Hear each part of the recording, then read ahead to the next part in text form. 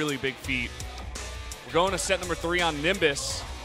I'm sure herO's probably shaking in his boots. Keep in mind, if he wins this game, he'll be on a 6-game winning streak to get out of the finals in first place. Wow. Now. All right, let's go to Nimbus here. Protoss versus Protoss. Can herO bring it back? Or are we going to have a 3-0?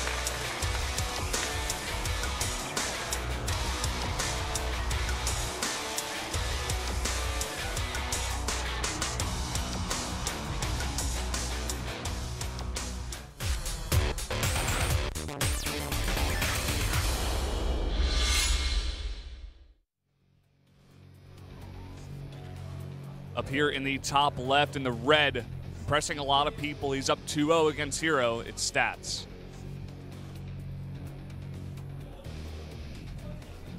Looks like he's not even worried about his opponent. He was down near the bottom right. In blue, it's herO from CJ Entis, the fan favorite tonight. Not living up to it yet, though. Is that Moonblade and Pacer time? Wow. Moonglade's face, man, when he makes that little smirk, it cracks me up every time. Love that guy. We got Moonglade, Moonji, one of our salmons, and a League of Legends commentator in our midst. Yeah. A live game? Press 1 if a live game. Bible thumb. That's a lot of probes he's got queued up there. He's going to have a very late gateway with that. In fact, looks like both players going for that. We see oftentimes on this map, because the expansion is so greedily taken often by players, Stargate builds are really popular. We see rushed, Oracle play on this map a lot. Neither player choosing to do that, choosing to go for the better probe build, getting that economy up. Not taking any real risks here. Yeah, just your standard economy 13 gate, pretty normal. Gas is now coming out for both guys, same timing here. So we're going to have to wait and see what these two are picking. Yeah. I feel like we're going to see a Twilight Council. And I think actually it's going to be herO's. That pylon up on the high ground here, making it a lot harder to actually scout and identify what's going on. Yeah. Like that pylon, that little area on the back of your base, it's definitely good for getting that backdoor expansion, but as you guys are seeing here, you can also hide some tech a little bit up there. It's just a little bit harder to get that scout, like you were saying. All right. So the map is wide open. It's black. Nobody's scouted anything. No one's moved out. The only real variation we have in builds here is the pylon placement for Stats. And everyone's holding their breath in the studio right now, waiting to find out what these two are about to do. Look at the gas timing. It is straight up identical. I mean, 4 gas difference right now. Sentries for both, Mothership cores for both. Straight up same build. Even the pylons come down at the same exact time. Draw a line of symmetry on that production tab. And you know what? With this kind of build, you get the sentry out very early, get that energy building, have the Mothership core for scouting as well, and we could just see nexuses from both players in a bit of a longer game here. I would not be surprised at all, especially at cross spawns. Yeah. See that Stalker coming out now? Variation here versus the second sentry for herO. KT coach. Coming down, representing.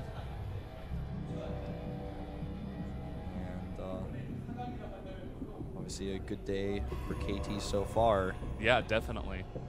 Gotta wonder what he's saying to Stats and what he's telling them to do these days. Really developing this player. Just slowly coming out of the, not the darkness. I mean, he's played really well in Pro League as well, but he's just starting to become like really, really good. Yeah. I mean, yeah, Stats has always been a great player, but he's really showing some really fine skills in this tournament today. Really showing off everything he's capable of very consistently. I think that's really important to note. 2 more gates here with this Stargate. Robotics going up for Stats. Stats just really playing this one, I would say, a lot safer. And this probe, I come in here, try to get a little bit more information about the Nexus, but seeing those sentries on the Stalker lets him know pretty much what's going on. There's not much mystery here. He's going to send another hallucination scout as well, just to completely verify, as you can see Stats is doing now as well. Yeah. And of course, because Stats was not able to get the scout initially with that probe. He will send in the wrong direction first. Yeah, and he's leaving it down there. That leaves him open to hide tech, and he may even potentially do like a double Stargate switch or something later. That's something that Sora is more known to do, but... Yeah. You do see that very often, you know, on these very big maps. He's just leaving that potential there. Yeah. Especially after seeing the scout of the one Stargate. Something you can do. Pylon coming down right away. Yeah, so down over at the bottom left. Keep this in mind, guys. You know, I would not be surprised at all if that's what he goes for. Unless it's like really late DTs, but like, I don't know. I mean, I think he's just going to leave the pylon there to keep this option open. He doesn't have to go double Stargate right now if that's what he chooses. He has to be concerned, of course, about the... okay, it looks like he's going to do it.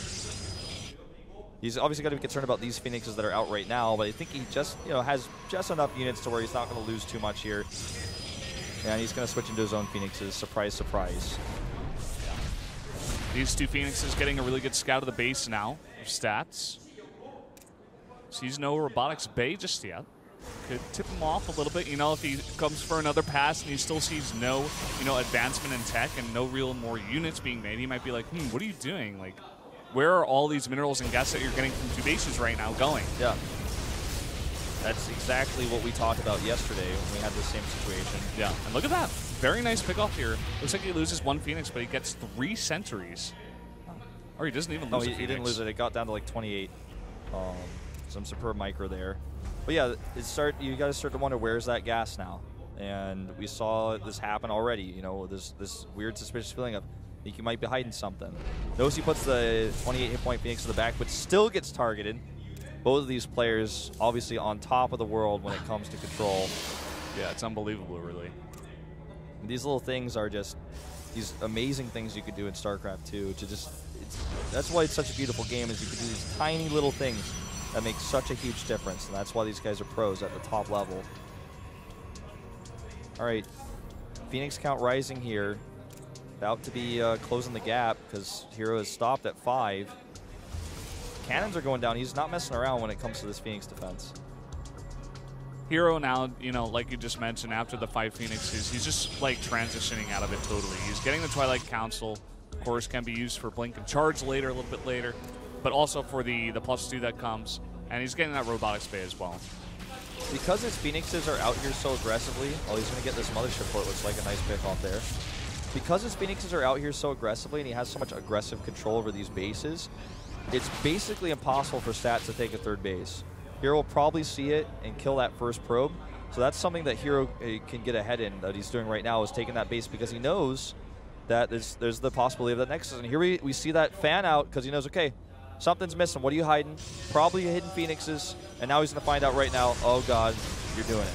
Yeah, no defense here. He has to put down that Nexus cannon, but again, these Phoenixes very, very tanky. Can go right into the main base now, but this Mothership Core having double energy here will be able to put down those 2 Nexus cannons. Uh-oh, but he's going to catch these Phoenixes at a bit of an awkward angle here, too.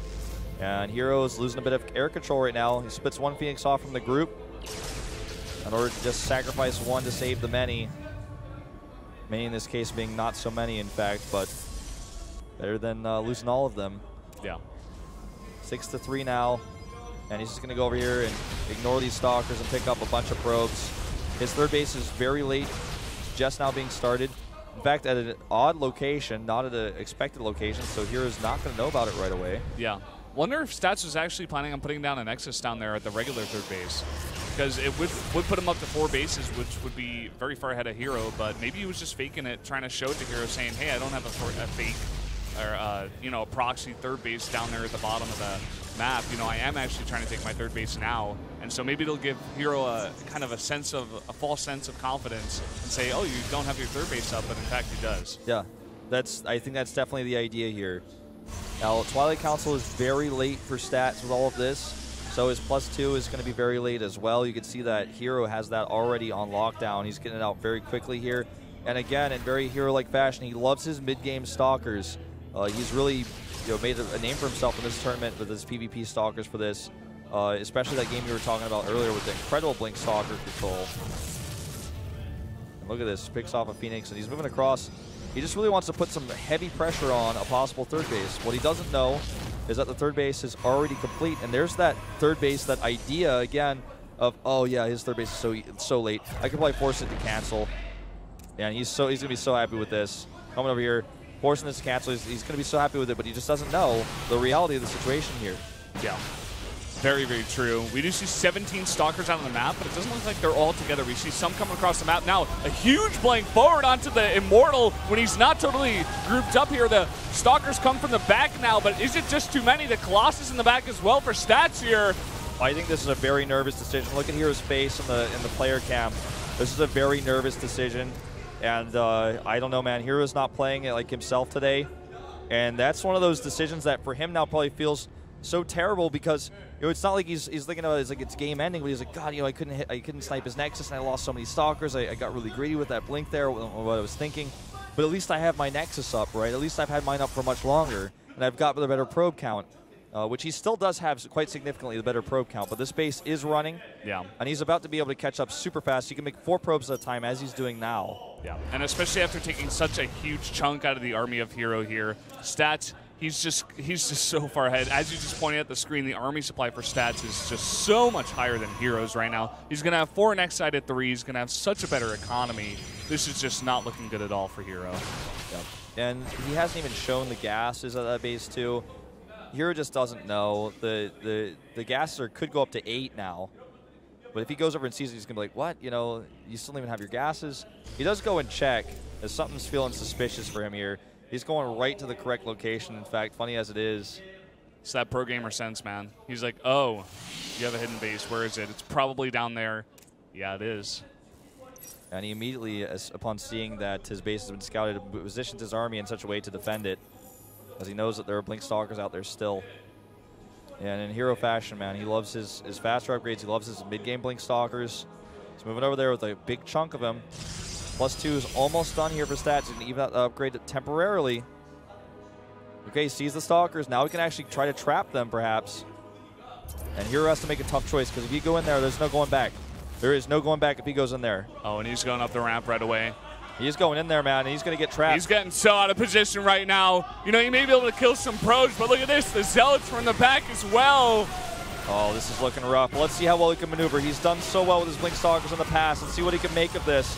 He's got so much going on at home during all of this. Meanwhile, he's doing a Warp Prism drop, but these Stalkers are going to be able to escape out the back. A few of them.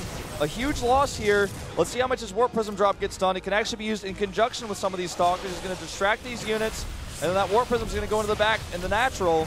Yeah. Charge finally finishes here for Stats, so he will be able to clean up these Stalkers. Got to get a look on that Warp Prism drop. A huge warp in here. Phoenix is not able to take out that Warp Prism as well. And now Stats has to bring his whole army back. He has to defend this now. But he killed a ton of the units of herO. And he's also now totally control the map. Once he cleans up these Zealots, in fact, he's going to need to warp in a lot more units if he wants to clean up those Zealots. Yeah.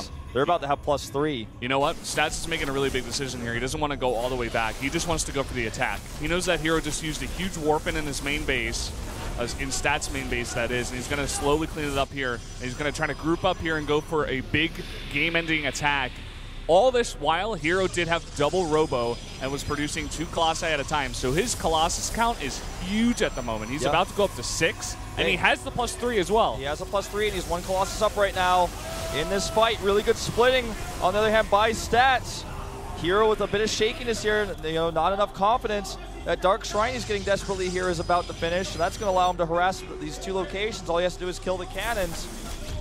But still, man, he's in a rough spot, because that +3 advantage is not going to last forever. Yeah. And this base is very much under attack. With that huge economy that Stats has, look at that army supply right now. He's up basically 45. He's got 4 Archons on the way right now. He's going to just have a gigantic army. At this point, it's not even going to matter how many Colossi herO has if he's just this far down in army supply. Yeah. Stats does not have to attack directly into this either. Obviously, he's going to wait for his own +3 to finish before he does anything like that. Concerning, though, will be these attacks. They've got Zealots and DTs in them, so the Zealots are going to help kill that cannon. The DT is going to do the rest. And that's going to be very difficult to deal with, because that base especially is so far away from help. All right, this triggers the attack. He's running right in. Nexus cannon goes down. He hesitates here. He's scared of that time warp. He wants that time warp to get dropped first before he fights, if he can. Yep. Look at how many probes are going down. He's dropping down to 30 probes. so many probes lost here. His economy is in some serious trouble. Oh, and the fight's going down. Huge time warp on the Colossi in the back here for Stats, and herO's got a really good split on his Colossi. 2 more pop out here, but is it enough? It doesn't look like it. A ton of gateway units coming through here for Stats. A big warp in by herO. This one is really close, herO's control is insane. herO's control is so good here. He's got Colossi coming from 2 flanks. He's got the better spread, and even though he was a bit timid in this fight, he's absolutely going to, well, is he going to take it? Let's see. There's a lot of reinforcements coming up here. He's got the better position at the top of the ramp, and Stats feel pressure to attack because he lost so many probes. You know, this is an attack that if he hadn't lost all those probes, he wouldn't want to take, but he just continues to use these units as best as he can, you know, knowing that he needs to force something. That was a crazy fight, actually. Yeah. Warpins on both sides. Unbelievably close. And in the meantime now, herO has 4 bases now. Stats stopped, herO stopped all mining at Stats' 3rd base as well, so Stats doesn't have that good of an economy. Look at his minerals and gas right now. Yeah. He wasn't able to stop the mining at the 3rd base of herO, but look at this again. herO could even kill at Nexus now. herO's already ahead in army supply. Oh, look at this. Oh, wow, now he's trapped here. And there goes a time warp. Not even a recall is going to save him now. Stalker swing forward, GG. herO taking an incredible micro fight. That micro was splitting the control of the Colossi. The positioning was so patient. And Stats, he just lost so much. He felt so compelled to attack. He basically had to. Had he returned home and tried to stabilize, he would have been way too far behind in economy. His DT and Zealot Warpin defense was lackluster. There was only 1 cannon to each base. No way he's going to save that 4th base to the bottom left because it's just so far away from everything. You know, what are you going to do? Recall back over there? Your whole army's out of position and trapped in that base location. Yeah. And of course, from our perspective, we can get the numbers right in front of us. We know the army supply, but Stats doesn't really have all the numbers in front of him. So in that position, he's like, oh no, my Nexi are going down. I can't defend this. I have to attack now. And that's the decision he makes there. I really have to say, really nice split-second decision-making out of herO. He's like, okay, I'm just gonna do it this way. I'm gonna defend at home, send out these Zealot and DT attacks. He makes that Dark Shrine at like 15, 20 minutes into the game, and he uses it to win the game. Yeah. It's crazy. These decision-making moments where you have to make tough choices with the cards you've been dealt in the game where you didn't know about a base for so long. It's you know, and keep in mind that Stats made that base because he felt uncomfortable, because he felt he was behind himself. He had to take a risk, and risks pay off. So that was a great